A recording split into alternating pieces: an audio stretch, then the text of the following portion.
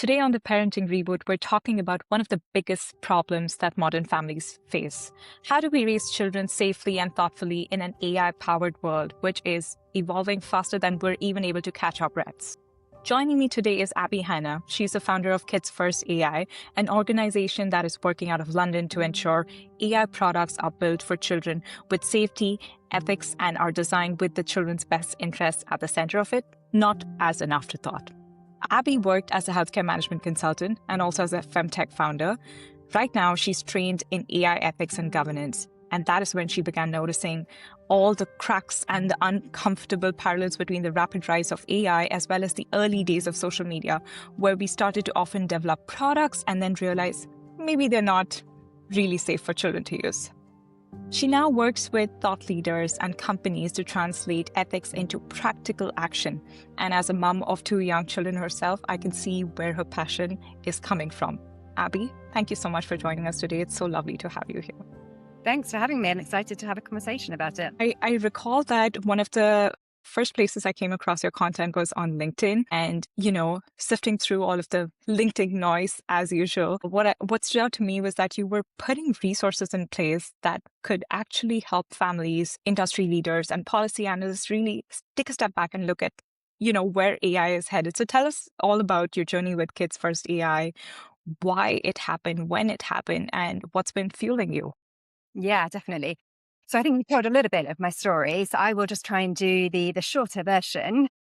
I mean, it started, I think I studied law and ethics, and I think that gave me a way of thinking about the world, about rights and accountability and kind of what we owe the most vulnerable in our society. After that, I had a little mini detour into finance, but then moved into management consulting and healthcare, like you said. And I focused mostly on children's health services. That taught me a lot about systems and how really difficult it is to change them. And after that, after having my own kids, my first child, I actually then founded my own company, which was, like you said, a femtech startup. And we used AI to deliver better whole person care for fertility patients. And that really gave me a chance to see firsthand how AI can impact patient experience and standard of care, but how it's really important that we're doing it in an ethical and responsible way. And when we sold that company, I thought, oh, I'll move into, responsible AI consulting for health tech companies. That felt like a very natural step. But the more I looked at the kind of kids in AI space, the more I couldn't really look away from that. So it sort of feels like everything in my career to date has been kind of leading here, ethics and systems and tech companies and the sort of healthcare piece as well. It's felt like it's sort of pointed here. So it's been quite a squiggly career on paper, I think. But actually, I feel like I'm heading in the right direction. And I feel like I've got the opportunity here to kind of make a difference, not only for kind of children more broadly, but also my own kids as well. And I sort of mentioned the kind of systems change piece. I actually can't honestly tell you where I think Kids First AI will be in like 10 years time or even 5 years time. But I do know that I think that one important piece of the puzzle is that kind of ecosystems building piece across kids and AI, connecting the dots and using kind of my skills as a generalist to build the bridges between kind of the people, the organizations, the research in the space. And then also working with startups directly to help them build responsible AI into their DNA. So I love working with startups. I love the energy, I love the pace, and I want to keep doing that. And I just, feel really passionate about the space and, helping companies just build a better future for our kids. That's really, as you said, a natural progression of all the work that you've done. But I want to unpack that systems piece that you spoke for a bit, right? From your own experience, having seen the way technology has evolved across different sectors, right? And the way social media has panned out for our generation, what kind of system-wide changes you think would be necessary before AI starts happening to go on the same course that social media started going on the course of, right? Especially when you're exposing technologies or building technologies that are around kids, that are in education spaces that use AI a lot. Like, what are your thoughts on, systems in general, and what would that mean in AI setting? Yeah, I mean, I think it's a really difficult one because I think one of the things with AI is that we may find AI has the capability to deliver an outcome, but once we put it within a system, we see that it's not working in the way that we want it to. So I think that whilst the kind of pace of change in AI is really rapid, actually it may take longer to kind of see the results that we're expecting just because it doesn't exist in isolation. It exists as part of a system. And that's particularly the case when we think about healthcare, but also children as well. That comes down to designing systems that, as a minimum are safe and you do no harm, but also enable children to thrive and have their best interests at heart. And I think there are lots of people responsible for that. We can talk more about that as well, but, from, big tech through to kind of parents themselves and, governments and schools. So there's a lot of stakeholders and systems that feed into making AI safe and in the best interests of our children. It's Hmm. not easy. I bet. Like, how do you get everybody on the same page about it? Like, I was just catching up to the news how recently in UK as well as across Europe, there's this growing momentum of banning social media and devices from Mhm. schools. Like, and I'm sure there's a lot of, rally of cry from parents talking about social media addiction, device addictions, and, 16 and under. And I'm sure AI is going to kind of be pegged into that boat as well. So what are you seeing right now in the situation around you? Yeah, I think we're seeing positive signs and signals, is what I would say. There was a summit in Copenhagen just last week where we had, powerful leaders from all over the world and experts in the space come together to talk about raising kids in the AI age. And Ursula von der Leyen spoke about AI companies really need to be taking responsibility for the products they're developing. And she spoke about how, we expect car manufacturers to make vehicles safe. We don't expect, the kids themselves to design their own seatbelts, and we don't expect parents to fit the airbags. So there's a responsibility on big tech to make that happen. And so I think there's some positive stuff happening there. She also spoke about in the summer there being a potential minimum age around social media. So we'll see if kind of that transpires. There's some age verification infrastructure happening across Europe as well. And so there's quite a lot happening in the European space. Equally in the US, there are some federal and state moves to regulate AI and to make it safer. So we've got Guard Act, the Chatbot Act. They've actually got cross-party support, which is quite rare in the US.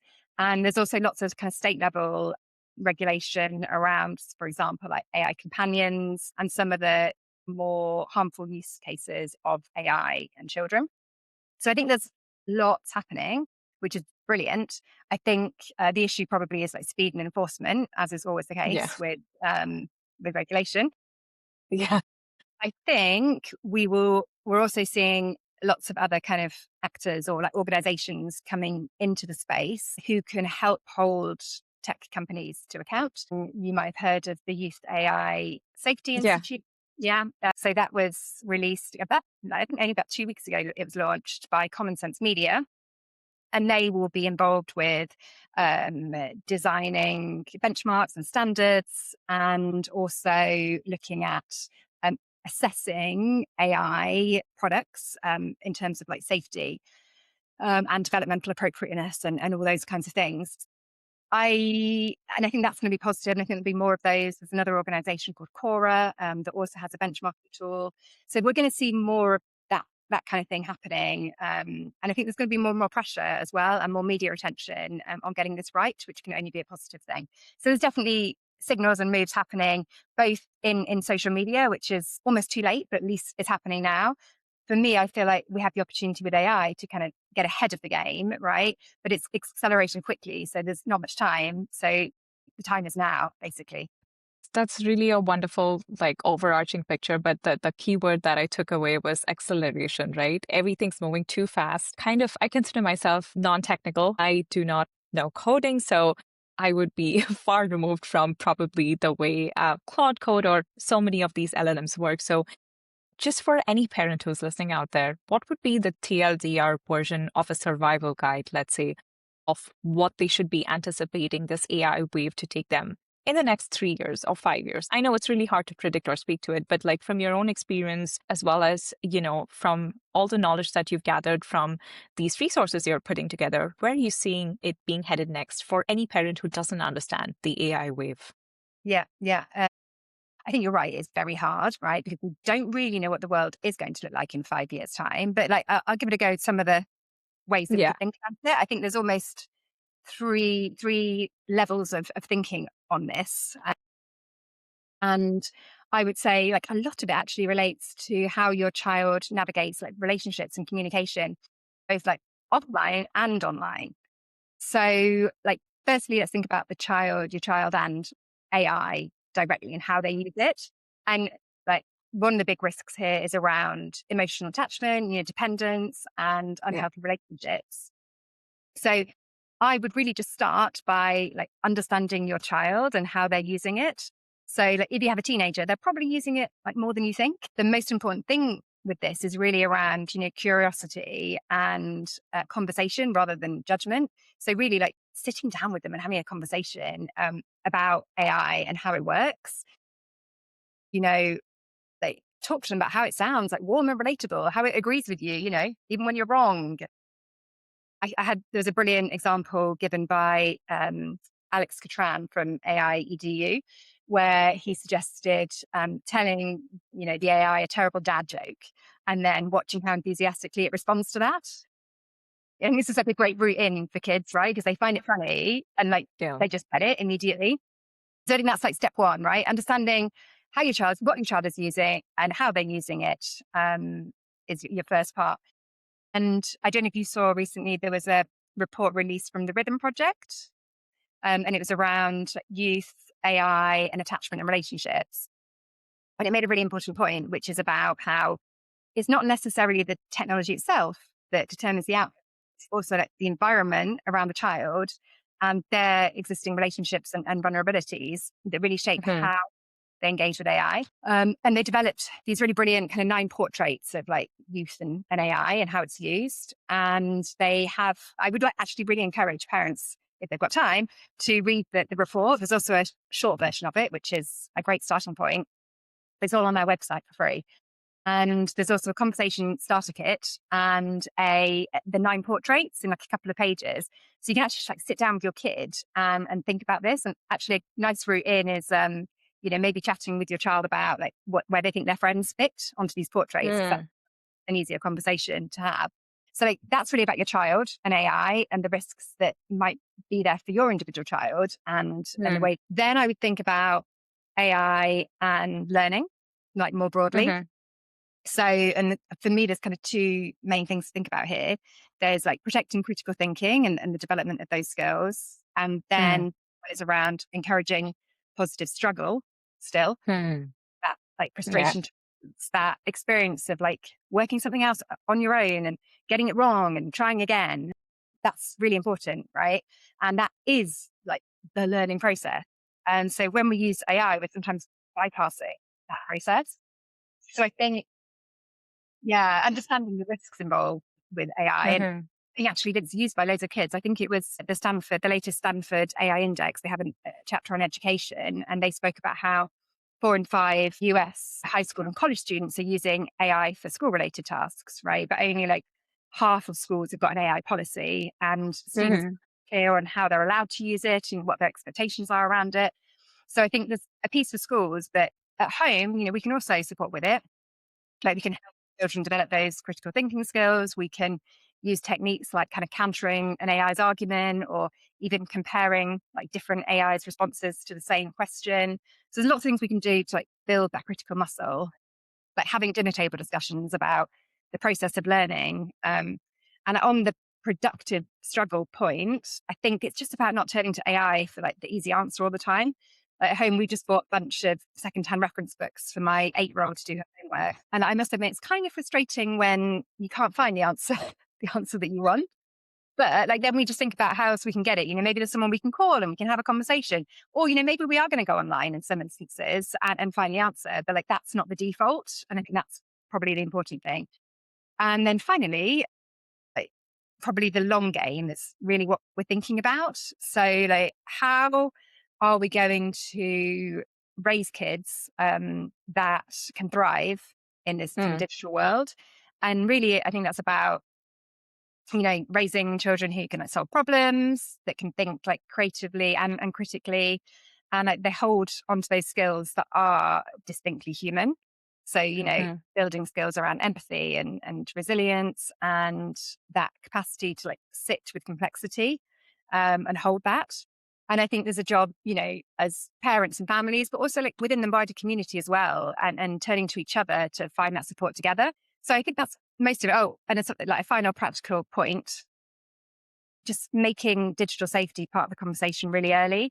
So, data consent, like what your child's sharing with AI, what those systems do with it, from a fear-mongering perspective. But in the same way that we have, conversations with our kids around like road safety, the digital world is just part of like the infrastructure of what they're growing up in.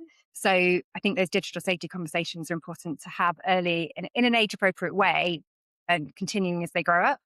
So yeah, not sure if that was the TLDR version.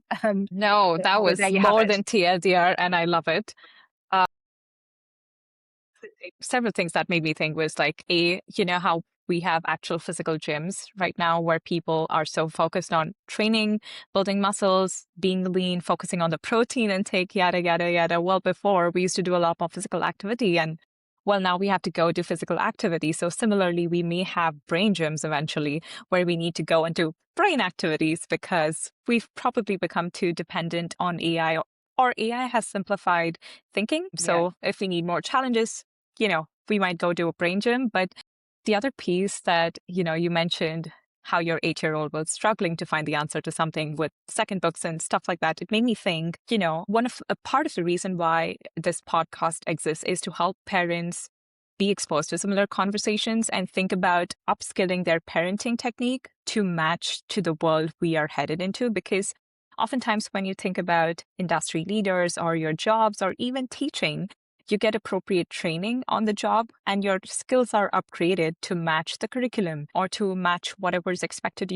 of the work. But I don't think parents necessarily have a single point for that or a unified syllabus, let's say.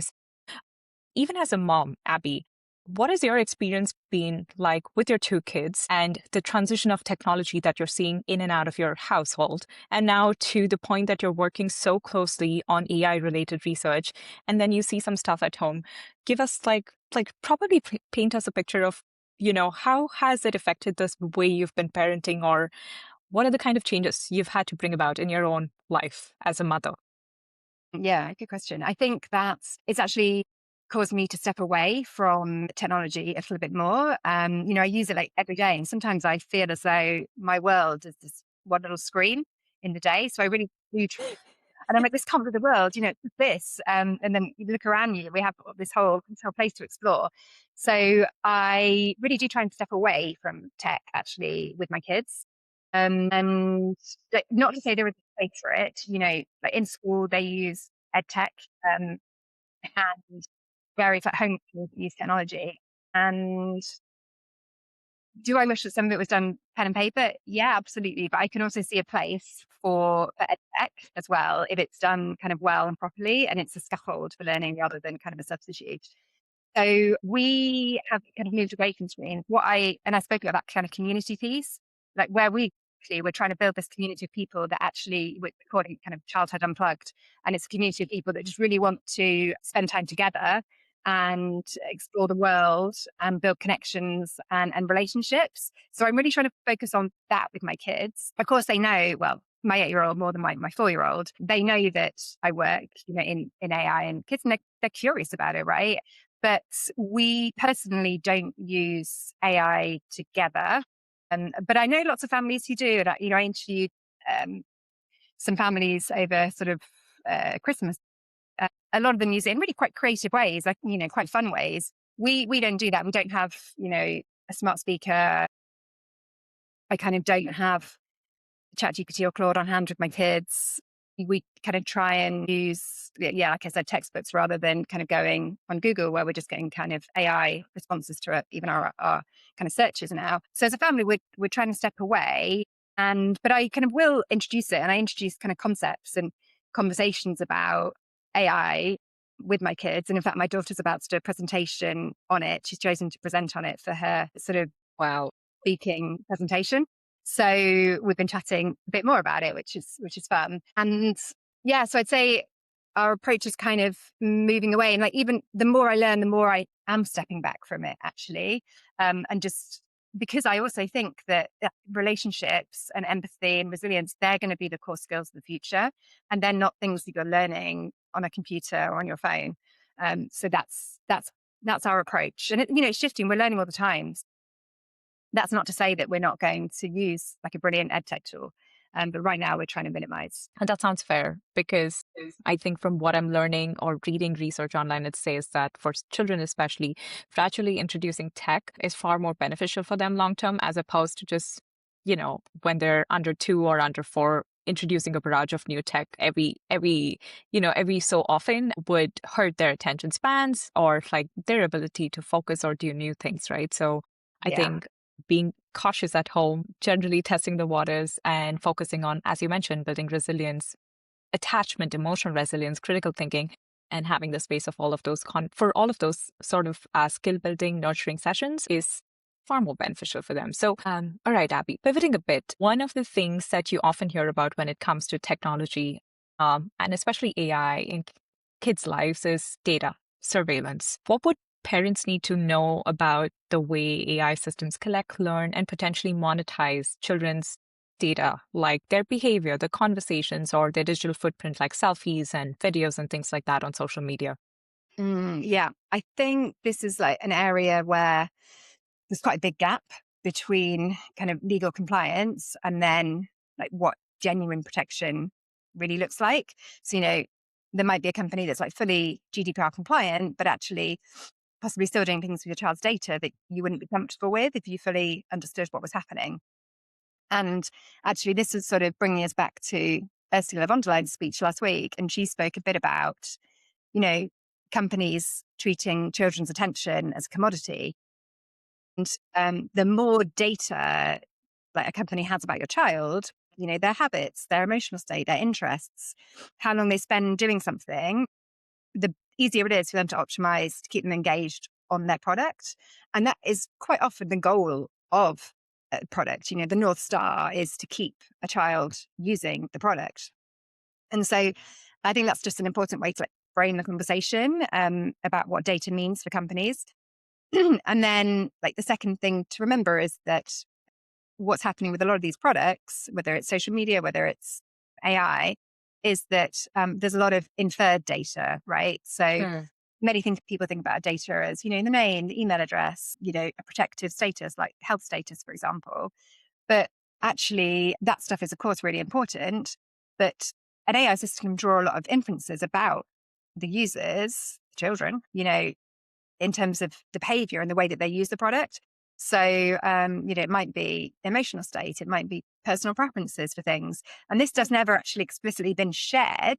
It's just been inferred based on their interactions and the behavior. And I think many children don't understand this. And it's very hard to explain this in kind of a developmentally appropriate way to kids. Yeah. They're not necessarily consenting to sharing this kind of information.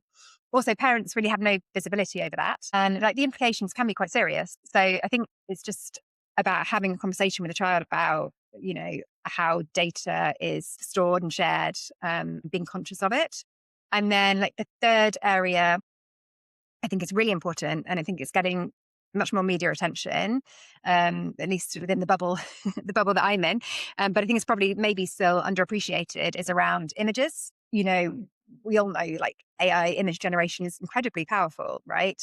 And it's become very sophisticated at, generating things like intimate images of people, including kids, that are generated, without consent. It's a massive safeguard issue. So I think it's reason for parents and children to think very carefully about what they share online, particularly publicly. Children need to understand the seriousness of this, and parents, in fact. So I think there are lots of areas of data to cover, and it's hard, isn't it? Because I think a lot of pressure is put on parents these days to understand a privacy policy. But when you really think about it, right, these products have been designed by hundreds of engineers to optimize engagement of a child.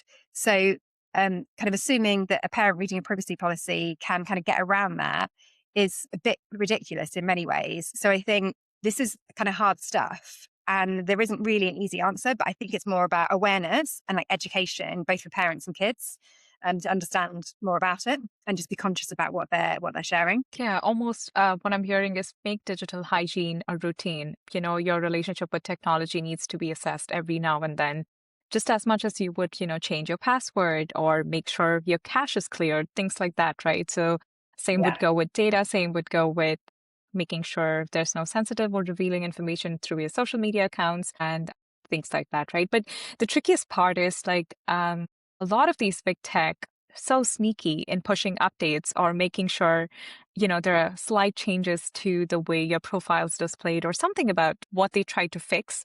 And you're almost never privy to what kind of data they're starting to collect, even if you've not consented to it, right? And I see that being a biggest fear among parents that I speak to, even parents who have private social media accounts, right, who only share on cloud photos of their children with their loved ones and things like that are so paranoid about their data being leaked or misused, perhaps. Yeah, I think that's absolutely right. And I think, that kind of fear is warranted in some ways. It's almost impossible to keep up with like every privacy policy change or even to fully understand it. And I think positive stuff is that like, I think schools are really starting, certainly in the UK, to incorporate that stuff into their curriculum and like help kids understand it in an age appropriate way. And I also think there is a responsibility on technology companies to not expect parents to read, the privacy policy and to set controls, but to explain to children in a way that is age appropriate and helps them understand. And I think we are seeing much more pressure to do Hmm. that, which is a positive thing. It's not going to be perfect, and like parents shouldn't feel bad about that, and they shouldn't like feel scared. This is the world that we're living in, and it is difficult not to be scared. But I think like arming yourself with the information you can, being conscious about those choices, and like you say, that kind of digital hygiene audit is a kind of great way to think about it, and making sure that that's appropriate across ages as children grow up. Hmm. That's really important. Yeah. So, Abby, I want to talk specifically about the work you are doing and how AI ethics actually translates into practice. Tell us a bit more about the work you're doing, not just with Kids First AI, but also probably the resources you're putting out that are reaching parents or the work you're doing with industry leaders, right? What would a practical, ethical approach to AI look like? Yeah, I think there are a few ways to think. I don't think we have the answer actually. So it's like there is no easy answer. Right? It's the same thing for everything. There are organizations doing great work on this. Like UNICEF does some really brilliant work around kind of designing products, best interests with best interests of children at heart. Five Rights Foundation, another great organization that has kind of safety by design principles that we can learn from. I think one of the things, there should be a baseline, right, in that AI should be safe. And there's an organization called the Safe AI for Children Alliance.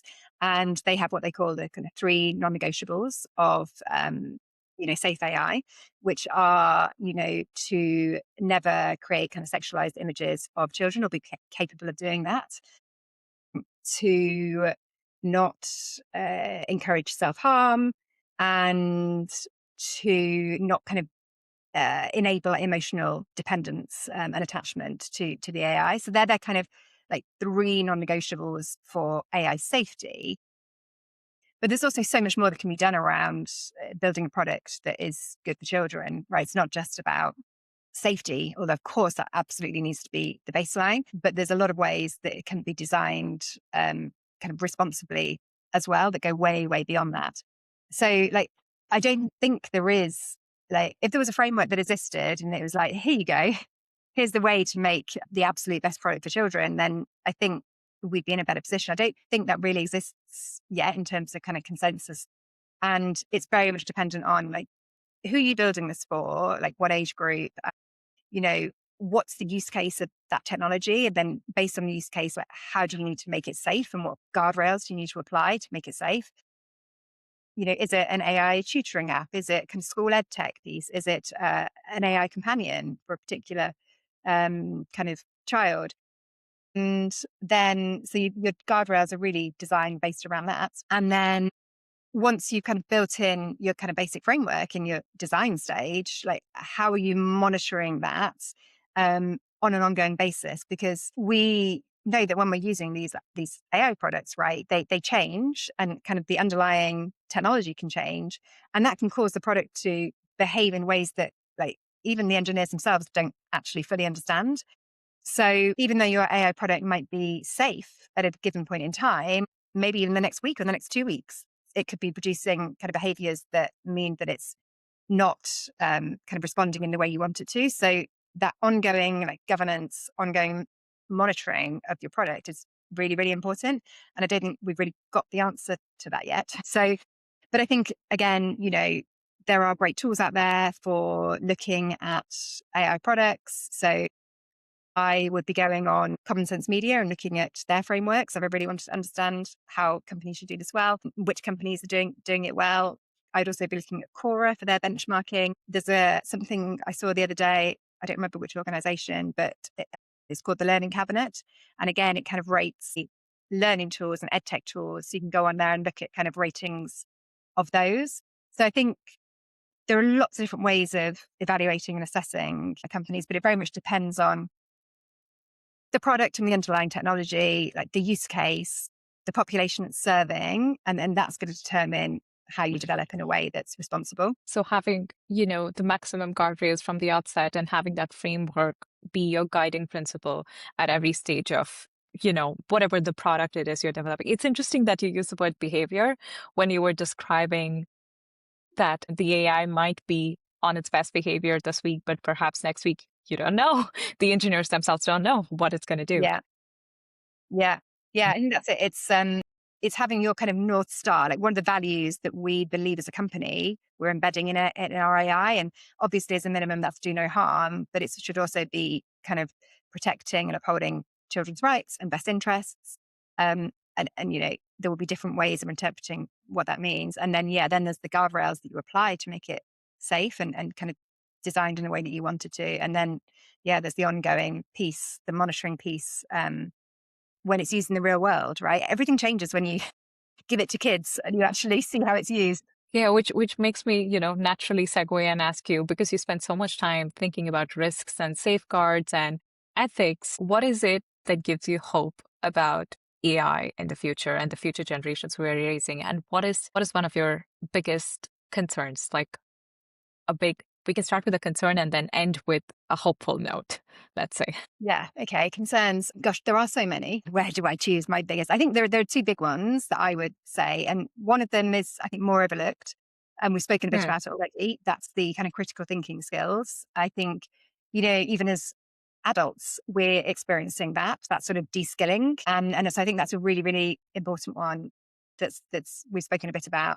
The other one, like the big kind of scary risk, the one that, it's difficult to almost not sound alarmist when you talk about it, is around emotional attachment, dependence, that sort of stuff. And I think that's probably my biggest concern, and one that, like, I think we need to think about really carefully when our kids start using AI. And this isn't going to be the case for all kids, right? Of course, children are different. And again, it comes back to that research I was speaking about earlier from the Rhythm Project, like thinking about your own child and their attitudes, their mindsets, like their vulnerabilities, like what's their personality like, what's like their emotional landscape and their social context like, and that's going to determine potentially the outcomes in terms of these tools and like the risks around using these tools. So I think that's probably one of my biggest concerns. And I think there's not loads of research on it yet. Like, we really don't actually know probably the impact that some of these tools will have around this piece. And, just like we might lose that kind of critical thinking skill and the development of it, what about the development of healthy relationships, right? If we Yeah. have an AI that we're turning to that's, always on, always available, never really kind of questions us too much, then what is that teaching us about like healthy relationships and like that friction that we experience in relationships, particularly like teenage relationships, right? Which are really quite difficult and challenging at times. That's like a developmental thing, right? Teaching us about like how to navigate real human lives and complexities. So I do worry about where that part of it could go. I think there was some research that I read, I think it's just recently been released in the last month or so, in the Journal of Adolescence. And there's a big survey of teens in the US. And I think that, I'm trying to recall, it's something like I think half of the teenagers who were surveyed had experienced like an incident or a very harmful experience from Gosh. and that's from a list of like harmful experiences like encouraged self-harm, spoke about eating disorders, and this sort of list of things. And I think it was like 13% had, well, there was an instance where the chatbot had encouraged suicidal thoughts. Gosh.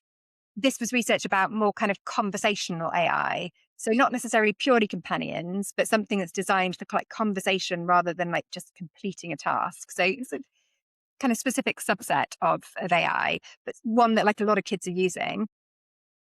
What was kind of slightly more like worrying, I suppose, in some ways, is that this was a survey of like 13 years and older, because that's obviously the legal age for using some of these products. And where it looked at 13-year-olds, the risk was like much higher. It was something like 20% had encouraged, suicidal thoughts and self-harm and things like that. So, and like, we obviously know these are not hypothetical risks, right? There's been some very tragic cases of kind of chatbots and companions that have encouraged kind of suicide, and there are ongoing legal cases, obviously, about that. So, this is like stuff of nightmares for parents, I think. And it's really concerning. But I think one practical thing I would say on this before I talk about hopeful stuff, because I get that this is like not so hopeful. There's a great framework by a psychiatrist, John Turris, Hmm. and he talks about kind of 4 behavioral patterns that are linked to like serious chatbot harm with kids and young people. And it's the kind of thing that doesn't really show up in like parental monitoring tools, right? Because a lot of these companies are introducing parental monitoring tools and alerts, but some of the research says like it's not really about like, what is being shown to children in these tools. It's actually more about how they're using it that's problematic. So he suggests these like 4 questions that you can ask your kids to learn more about how they're using it, and would suggest whether or not it's kind of slightly risky. So the first is, do they spend a very long time in a single chatbot conversation? If they do, that's more risky. Do they talk about the chatbot as though it has feelings or like it's a real friend? Again, obviously shows risk. Do they interact with it by voice rather than text? And do they show any signs of like romantic or emotional attachment to it? So kind of those are 4 ways of gauging how your child is speaking and like engaging with their AI. So I think it's worth having conversations, not to scare people, just like understand more and then work out what to do. So yeah, that's all I'll say. I'll say on that, because But like, before you pivot, Abby, no, I mean, it's really important stuff. And I think rightfully so, because if we don't worry, if we don't question right now, it might be too late. And you're right in pointing that, 13 years old, 20% risk. That is an insanely high number. Makes you wonder what data some of these LLMs are being trained on. Perhaps social media data, all of the kind of content, polarizing content that exists on various kinds of social media channels. In fact, there was also another research that came out that had recently shown that they had created several anonymous new accounts on TikTok and other social media channels, which were as 13-year-olds. And the kind of content that these accounts were shown was really, with no search history, was all about body image or violence. yeah, And it tells you that probably the algorithm's feeding itself off of the content that already exists, and it's stuck in that loop, which is what is being fed back to people or children who are using these chatbots. And it's interesting that you point to attachment as something that parents and generally community must focus on early on, because another study by the Center for Humane Technology from the US did this really amazing deep dive research about how we are transitioning from attention economy, which is all about social media, to attachment economy, because everything is going to be, all AIs function on the basis of attachment and of, having that persona, that behavior based on what you expect it to be, the skill that you expect it to output, right? So really, really interesting insights that you've offered there. yeah, I completely agree. I think it's fascinating. And I think there was another study, I think it was a Centre for Countering Digital Hate, that did a study around it also created personas and then used different AI tools and found like multiple instances of like encouraging self-harm, like eating disorder behavior, also even encouraging harm against others and violence. So yeah, it is quite scary. Onto the hopeful part. We Yeah. cannot leave ourselves hanging there. Yeah. So I think like firstly at children themselves. So like I think there's more and more studies coming out and more children like active in this space. And when you actually like talk to them, um, yeah, it's real insight into their world. And you like realize they have like really strong views actually about the digital world, AI, bots, like what feels wrong, what feels creepy, like what doesn't serve them. And like often it's stuff that like grown-ups would miss because they're not really using the products. Either they're not using the products or they're not using them in the way that kids actually would. So I think that like bringing in children and bringing in their voices into this space, like we're not doing it enough. And it's like a really powerful lever in like developing products that are like appropriate for kids and actually help them thrive. So I think that's like an exciting thing that will happen more and more. I'm also like very hopeful about, the community of like professionals that are doing like the work around this, lawyers, researchers, founders, policymakers. There's loads of really, really brilliant people who care deeply about the issue. And I think that's one of the reasons that I kind of care so much about that ecosystem piece and kind of kids first AI, because I kind of want to be a bit like that connective tissue for the community to bring people together, and founders as well, right? Like there's some brilliant founders in the space, like not all of them, obviously, but like a lot of them that really care and have come to this because, they're parents or they've seen harm and they want to build things differently. So I think, we don't see as many of them as we should. And I think we should do our best to try and find them and support them. And 100%. yeah, so I think I'm excited really about like, this feels like a time for like learning, working together and just like putting children at the center of everything we do. Sorry, Abby, did I lose you or is there lag? I think there's lag. You can hear me? Okay. Oh, yeah, I can hear you now. I think it just Did it caught cut up. off? Sorry. Yeah. No, don't worry. No, I think it just synced up fine. But I think that's really brilliant that you are focusing on bringing all these pieces together because, like we started the conversation by saying that it's no one person's job or one field's job to make sure the guardrails are held up and are, and that there's governance in place. There are frameworks that we are following. It's not just one body or one institute's job. Everybody must do that together for the sake of kids, right? So I think that's a really brilliant mission that you are on. For all of our listeners out there, I'm going to make sure that I put in the link in the bio, Kids First AI. Do check her out on LinkedIn as well. I'm going to also plug in the resource wall that you have so generously created, which has been, I think, personally for me, an absolute savior in terms of catching up to what's happening in the space of AI. And yeah, Abby, anything you think we didn't cover through the conversation? It's been like 45 minutes of really, really wonderful. I don't even know where the time went. I feel like we can talk on and on. There's loads more we can cover, I'm sure. You can never say enough, right? Everything's changing so quickly that we can have a conversation in 2 weeks' time and it'll be different, which is exciting, but also like hard to keep on top of. And yeah, thank you for mentioning those resources. Yeah, I'm trying to create that space. I have the resource vault, which is kind of a great place to go to keep on top of what's happening. And it's also full of like quality information. So you can kind of search what you're interested in, whether you're a teacher who wants to know about education or a parent who just wants some useful tips or someone in the industry. Hopefully you can find something there. And I'll be doing more of that. So I will certainly share more with you when the time comes. Beautiful. Well, thank you once again, Abby. And I hope you have a really wonderful week ahead.